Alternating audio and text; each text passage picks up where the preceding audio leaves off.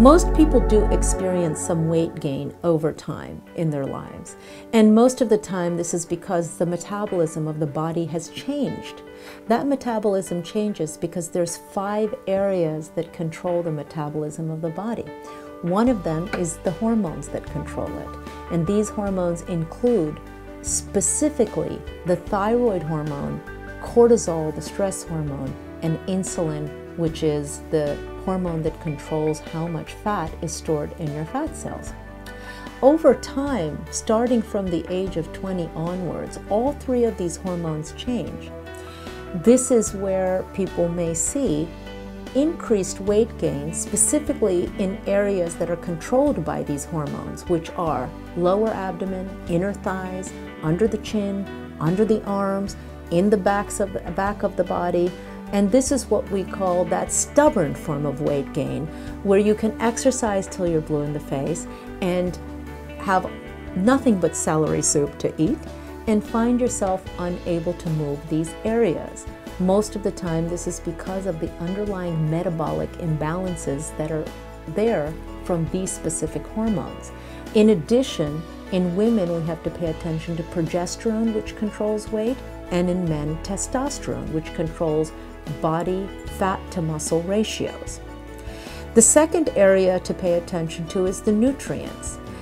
Thyroid requires iodine in order to be in an active state. The insulin requires chromium and vanadium. That's why many of these formulas that you find on the shelves have chromium and vanadium in it. But as you can see from what I'm saying, just taking the chromium and just taking the vanadium and just taking the iodine will not correct the underlying hormonal deficiencies. So it's all needed in order to function appropriately. The third area is going to be, how does your bowel process fats and carbohydrates? How is the liver and the gallbladder dealing with your fats?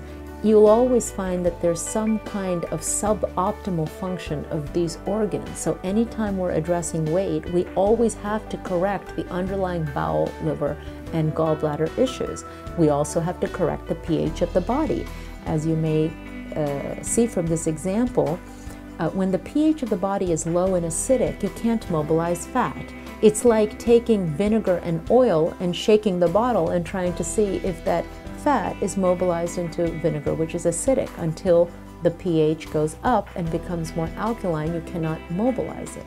This is why one can see people who are exercising rigorously and still cannot achieve any weight loss because the pH is too low. The state of the mind. Under stress, one cannot lose weight because the body thinks it's in a state of an emergency, and in that state of emergency, everything we eat is stored in the middle for the potential starvation that's to come. That's how we're programmed.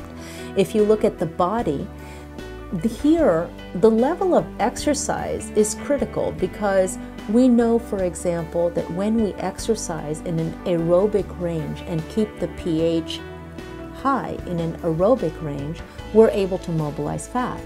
If we exercise at a high heart rate, say 150 and above, the pH of the body falls and we're not able to mobilize anything.